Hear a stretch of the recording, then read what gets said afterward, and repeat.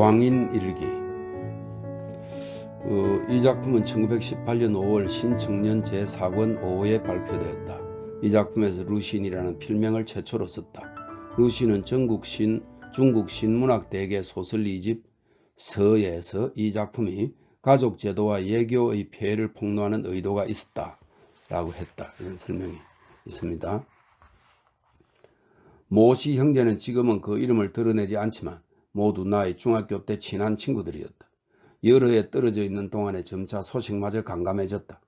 일전에 우연히 그중 하나가 큰 병을 앓는다는 소문을 듣고 마침 고향에 돌아가는 김에 길을 에둘러 찾아갔다. 가까스로 한 사람을 만났더니 병을 앓았던 것은 그 동생이라고 했다. 수고스럽게도 먼 곳에서 찾아봐 주었지만 이미 일찌감치 병이 나아서 어느 곳에 가서 후보가 되었다고 했다. 이 후보는 청대의 관제로 관리의 직함만 있고 실제 직무가 없는 중하급 관리들을 2부에서 추첨을 해 어떤 부서나 지방에 보내는 것을 말한다. 이렇게 관리의 후보다 이 말인가 봐요. 후보가 되었다고 했다. 그러고는 끌끌 웃더니 일기장 2권을 꺼내 보이면서 그간의 병세를 알 수 있을 거라며 옛 친구에게 주어도 무방할 거라고 했다. 그것을 가지고 돌아와 읽어보니 그 병이 피해 망상증과 유사한 것이라는 것을 알게 되었다. 은사가 잠옷 두서없이 뒤섞여 있고 황당한 말이 많았다. 날짜도 적혀 있지 않았는데 먹의 색깔과 글씨체가 일정하지 않은 것으로 보아 한 번에 쓴 것이 아니라는 것을 알 수 있었다. 간간히 문맥이 닿는 것도 있어 여기 한 편의 문장을 가려 뽑아 의학 연구의 자료로 제공하고자 한다. 기록한 말 가운데 잘못된 것이 있어도 한 글자도 고치지 않았다. 다만 인명만은 비록 모두 시골 사람들이고 세간에 알려져 있지도 않아 크게 문제될 것은 없겠지만 그래도 모두 바꾸었다. 서명은 본인이 완쾌한 뒤에 붙인 것이라 바꾸지 않고 그대로 두었다. 7년 4월 2일 기록. 1. 오늘 밤 달빛이 참 좋다. 내가 달을 보지 못한 지 벌써 30여 년이나 되었다. 오늘 보니 정신이 각별하다. 그러고 보니 지나온 30년의 세월을 완전히 혼미한 속에서 살아왔음을 이제야 알게 되었다. 하지만 모름지기 충분히 조심해야 한다. 그렇지 않으면 저 자오신의 개가 어째서 나를 헐깃거리는 걸까? 내가 두려워하는 것도 당연하다. 2. 오늘은 전혀 달빛이 없다. 나는 이게 불길한 징조라는 것을 안다. 아침에 조심스럽게 집을 나서는데 자오구의 영감의 눈빛이 수상했다. 나를 두려워하는 것도 같고 나를 해코지하려는 것도 같다. 그 밖에도 6-7명이 서로 머리를 맞대고 내 눈치를 보면서 나에 대해 쑥덕거리고 있었다. 길에서 만난 사람들이 모두 그랬다. 그 가운데 제일 흉악하게 생긴 놈이 입을 해 벌리고 나를 향해 소리내 웃었다. 나는 머리끝부터 발끝까지 소름이 끼쳤다. 저놈들이 이미 준비를 끝냈다는 것을 알 수 있었다. 그래도 나는 무서워하지 않고 꿋꿋하게 내 길을 간다. 저만치 앞에 있는 꼬마 녀석들도 나에 대해 이것저것 쑥덕거리고 있었다. 눈빛이 자우구의 영감과 똑같았고 안색도 모두 푸르죽죽했다. 도대체 나하고 무슨 원수를 졌길래 저 어린 것들마저 저러나 싶었다. 참을 수가 없어서 버럭 소리를 질렀다. 뭐라 말 좀 해봐. 그놈들은 달아나 버렸다. 나는 생각했다. 자우구의 영감은 나하고 무슨 원수가 졌고 길거리의 사람들은 또 무슨 원수를 졌을까. 20년 전 구주 선생의 낡아빠진 출납장부를 짓밟아 선생이 무척 화를 낸 적이 있다. 자우구의 영감은 그 양반을 한 번도 본 적은 없지만 아무도 풍문을 듣고 그를 대신해서 붕괴하고 있는 걸 거야. 그래서 길거리의 사람들과도 나를 원수같이 대하기로 작당을 한 게지. 하지만 저 어린 것들은 그 무렵이라면 저 녀석들은 아직 태어나지도 않았을 때인데 어째서 오늘 괴이 찍은 눈빛으로 나를 두려워하는 듯 나를 해코지하려는 듯 쳐다본 거지. 이건 정말 무서운 일이다. 납득도 안 될 뿐더러 마음이 아프다. 이제 알겠다. 저놈들 애미가 가르쳐 준 게야. 3. 밤에는 좀처럼 잠을 이룰 수 없다. 모든 건 따져봐야 아는 법.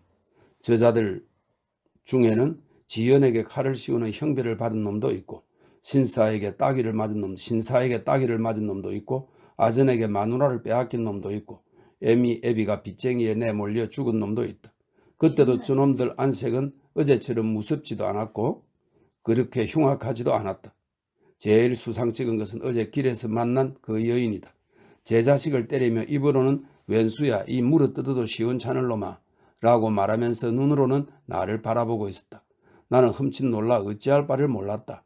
그러자 흠상궂은 얼굴에 성냥이 이빨을 난 놈들이 웃음을 터뜨렸다.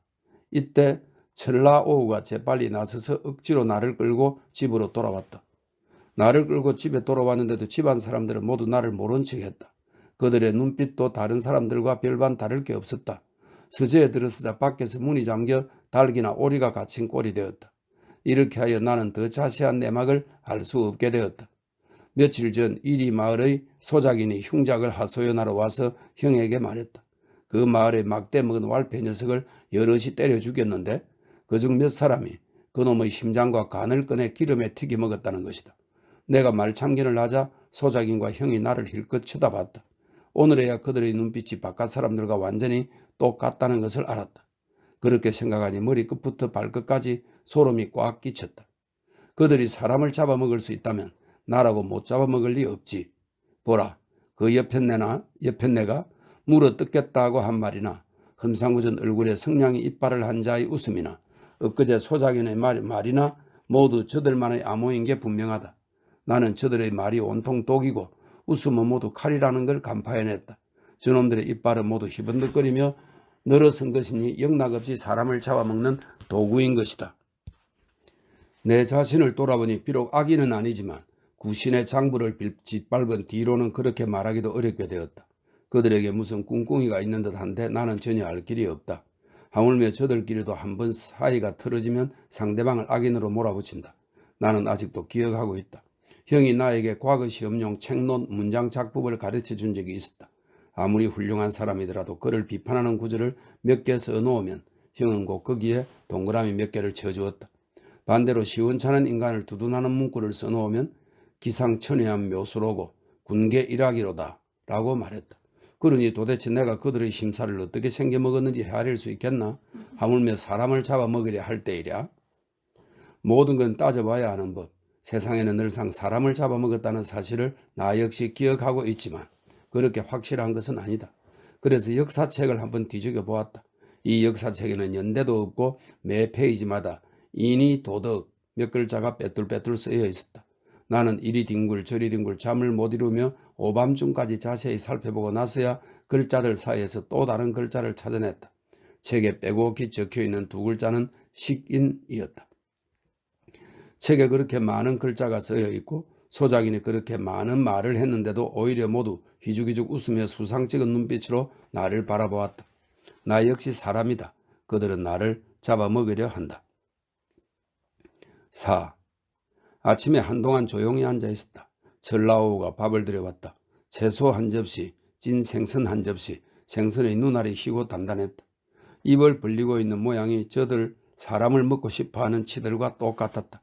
몇 젓가락 뜨다가 미끄덩거리는 게 생선인지 사람인지 알 수가 없어 뱃속의 것들을 모두 토해냈다. 그리고 말했다. 라우, 형님께 말씀드려줘. 내 몹시 답답해서 마당이나 좀 걷고 싶다고. 라우는 아무 말 없이 가더니 조금 있다가 돌아와 문을 열어주었다. 나는 꼼짝하지 않고 저들이 나를 어찌할 것인가 두고 보았다. 저들이 필경 나를 가만두지 않을 거라는 걸 알았다. 과연 형이 늙은이 한 사람을 데리고 천천히 걸어왔다. 그의 눈빛은 아주 흉악했다. 내가 간파해 낼까봐 고개를 숙이고 땅바닥을 내려다보면서도 안경 너머로 나를 헐깃거렸다. 형이 말했다. 오늘은 제법 괜찮아 보이는구나. 내가 말했다. 네. 형이 말했다. 오늘은 허 선생을 모셔왔다. 너를 진찰 좀 해달라고. 내가 말했다. 그러시죠. 그러나 내 어찌 이 늙은이가 망난이라는 걸 모르겠는가. 맥을 짚어본다는 명목으로 내가 살이 쪘는지 살펴보려는 게지. 그 공으로 살 한 점 얻어먹겠지. 나도 두렵지 않다. 비록 사람을 잡아먹지는 않지만 담은 저들보다 크다. 두 주먹을 불쑥 내밀고는 그가 어찌하는지도 보았다. 늙은이는 앉아서 눈을 감고 한동안 만져보더니 또 한참을 멍하니 있었다. 그러고는 귀신 같은 눈가를 뜨고 말했다. 쓸데없는 생각을 마시고 조용히 며칠 요양하면 좋아지실 겁니다. 쓸데없는 생각 말고 조용히 요양하라고. 요양해서 살이 오르면 저들은 당연히 먹을 게 많아지겠지. 그런데 나한테는 무슨 좋은 게 있고 어떻게 좋아질 거라는 거지. 저 인간들 사람을 잡아먹고 싶어 하면서도 자기들 생각을 감추려고 전전긍긍할 뿐 직접 손을 쓰지 못하는 꼴이 정말 우스웠다. 나는 참을 수 없어 큰 소리로 웃었다. 그랬더니 기분이 한결 좋아졌다. 나는 이 웃음 속에 용기와 정의감이 있다는 걸 알고 있었다. 늙은이와 형은 얼굴빛이 변했다. 내 용기와 정의감에 압도된 것이리라. 하지만 내게 용기가 있듯이 저들은 나를 더 잡아먹고 싶어 할 것이다. 그렇게 함으로써 이 용기의 덕을 보겠지. 늙은이는 문을 나서더니 그리 멀리 못 가서는 낮은 목소리로 형에게 말했다. 빨리 먹어 치웁시다. 형은 고개를 끄덕였다. 형마저도. 이 큰 발견은 의외인 듯 싶었지만 역시 예상한 바였다. 패거리를 모아 나를 잡아먹이려는 이가 내 형이라니. 사람을 잡아먹는 자가 내 형이다. 나는 사람을 잡아먹는 자의 형제이다. 내 자신은 잡아먹혀도 여전히 사람을 잡아먹는 자의 형제이다. 5. 요 며칠 한 걸음 물러서서 생각해 보았다. 설사 저 늙은이가 망나니가 아니고 진짜 의원이라도 여전히 사람을 잡아먹는 자이다. 저들의 원조인 리스전이 쓴 본초 머식이라는 책에도 분명히 사람 고기를 삶아 먹을 수 있다고 쓰여 있다. 그래도 자기는 사람을 잡아먹지 않는다고 말할 수 있을까? 우리 형으로 말하자면 절대 그에게 억울한 누명을 씌우는 게 아니다. 그가 나에게 글을 가르칠 때 직접 아들을 바꾸어 먹었다라고 말한 적이 있었다. 또 한 번은 우연히 어떤 나쁜 놈 이야기가 나왔는데 형은 그 놈을 죽여야 할 뿐 아니라 그 고기를 먹고 가죽을 깔고 자야 한다라고 말했다. 나는 그때 아직 나이가 어렸기에 한 반나절이나 가슴이 벌렁거렸다. 그저께 이리 말 소작인이 와서 심장과 간을 먹은 이야기를 했을 때도 형은 그저 담담하게 고개를 끄덕였다. 이것만 봐도 형의 심사가 예전처럼 잔인하다는 것을 알 수 있다. 기왕에 아들을 바꾸어 먹을 수 있다면 무엇이든 바꿀 수 있고 어떤 사람이든 먹을 수 있는 것이다. 나는 예전에는 그냥 형이 도리를 설파하는 것을 듣기만 할 뿐 그저 심드렁하게 여겼는데 지금은 그가 도리를 말할 때 입술에 사람의 기름이 발라져 있을 뿐 아니라 마음속에 사람을 잡아먹고 싶어하는 생각이 가득하다는 것을 알겠다. 6. 칠흑 같은 것이 낮인지 밤인지 알 수 없다. 자오신의 개가 또 지저대고 있다. 사자같이 흉악한 마음, 토끼의 급약함, 여우의 교활. 7. 나는 저들의 수법을 알게 되었다. 직접 손을 쓰는 건 내키지도 않고 감히 할 수도 없다. 화가 미칠까 두려운 것이다. 그래서 저들은 여럿이 연락을 취하면서 사방에 그물을 쳐놓고는 내가 자살하도록 몰아대는 것이다. 며칠 전 길거리에서 만난 남녀의 태도나 요 며칠 형의 거동을 보면 10중 8구 틀림없다. 제일 좋은 것은 허리띠를 풀어 대들보에 매달고 스스로 목을 매 죽는 것이다. 저들은 살인의 죄명도 쓰지 않고 소원을 이루겠지. 당연히 뛸 듯이 기뻐하며 키득거리는 웃음소리를 내겠다. 그렇지 않고 경기가 들거나 우울증으로 죽는다 해도 비록 살은 좀 빠지겠지만 그런대로 괜찮다며 머리를 끄덕일 것이다. 저들은 죽은 고기밖에 먹을 줄 모른다. 무슨 책에선가 본 기억으로 하이에나라는 눈빛과 모양새가 아주 볼썽사나운 놈이 있다고 한다. 그 놈은 항상 죽은 고기를 먹는데 아무리 커다란 뼈도 잘게 씹어 삼킨다고 하니 생각만 해도 무섭다. 하이에나는 이리의 친척이고 이리는 개의 일족이다. 엊그제 자오신의 개가 나를 몇 번 쳐다본 적이 있는데 그놈도 역시 공모자로 벌써 입을 맞춰둔 개야. 늙은이가 땅을 쳐다보고 있었지만 어찌 내 눈을 속이랴. 제일 가련한 것은 내 형이다. 그 역시 사람이거늘 어째서 조금도 두려움 없이 작당을 해서 나를 잡아먹으려는 걸까? 그렇지 않으면 원래부터 습관이 되어 잘못이라 여기는 걸까? 아니면 양심을 잃어버려 잘 알면서도 일부러 그러는 걸까? 나는 사람을 잡아먹는 사람을 저주한다. 우선 형부터 시작해야겠다. 형이 사람을 잡아먹지 않도록 말려야겠다. 8.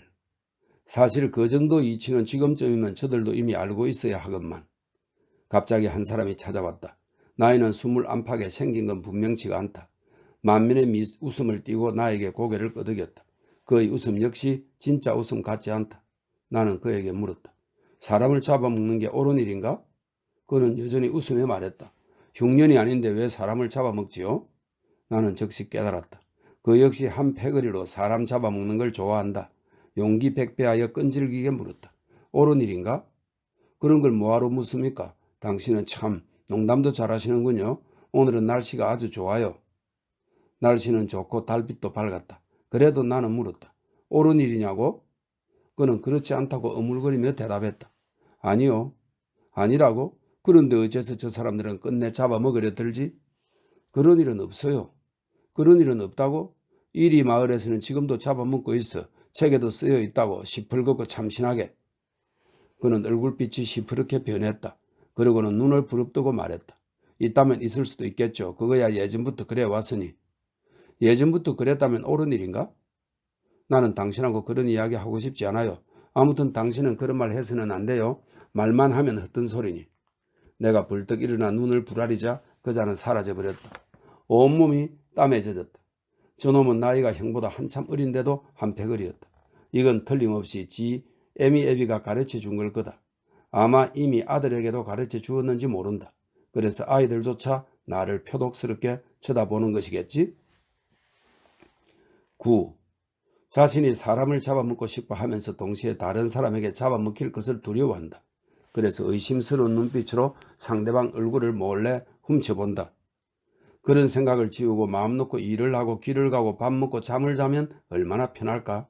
그저 문지방 하나 고비 하나 차이일 뿐인데 저들은 부모, 형제, 부부, 친구, 사제, 원수와 생면부지의 사람들까지 모두 한패가 되어 서로 격려하고 견제하면서 죽어도 이 한 걸음을 내디디려 하지 않는다. 10. 괴청한 아침 형을 찾아갔다. 그는 사랑채에 서서 하늘을 쳐다보고 있었다. 나는 형의 등 뒤로 걸어가 문을 가로막고는 아주 차분하고 부드럽게 말했다. 형님, 드릴 말씀이 있습니다. 그래, 말해보거라. 형은 돌아보며 고개를 끄덕였다. 할 말이 있는데 입이 떨어지지 않네요. 형님, 아마 태초의 야만인들은 모두 사람을 잡아먹었겠지요? 나중에 성정이 달라져 어떤 자는 사람을 잡아먹지 않고 착하게 살려고 한 끝에 사람으로 변했겠지요. 진짜 사람이 된 것입니다. 그런데 어떤 자는 여전히 사람을 잡아먹었습니다. 벌레처럼 말이죠. 그렇게 해서 어떤 자는 물고기나 새, 원숭이로 변했다가 사람으로 변했습니다. 어떤 자는 그러고 싶지 않아 지금까지도 벌레인 채로 있습니다. 사람을 잡아먹는 인간은 먹지 않은 인간에 비해 얼마나 부끄러울까요? 아마도 벌레가 원숭이로 변하지 못한 것을 부끄러워하는 것보다 훨씬 더할 것입니다. 이하가 제 자식을 삶아 제주에서 먹인 건 먼 옛날 일이었습니다.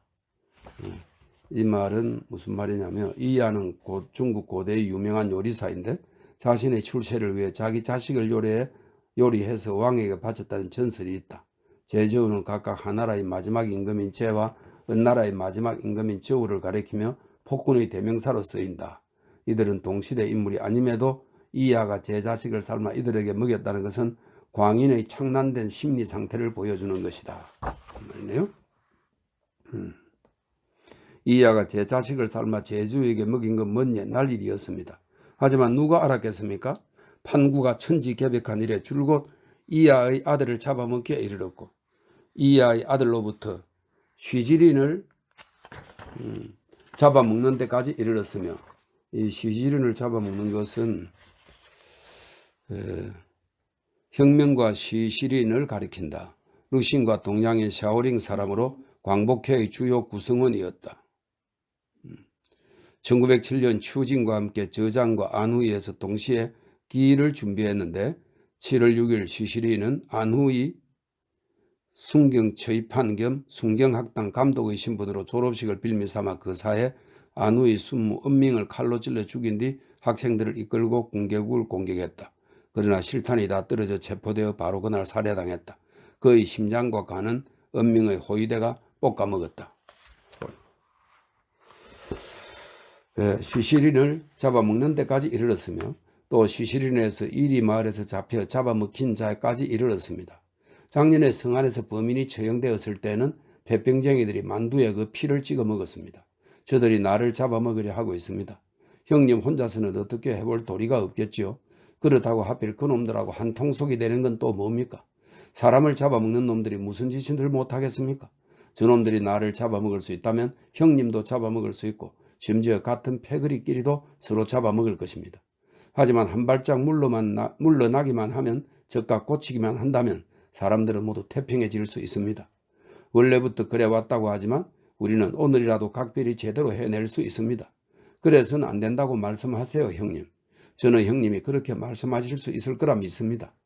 엊그제 소작인이 소작료를 내려달라고 했을 때도 형님은 안 된다고 말씀하셨잖아요. 처음에는 형이 냉소를 지을 뿐이었다.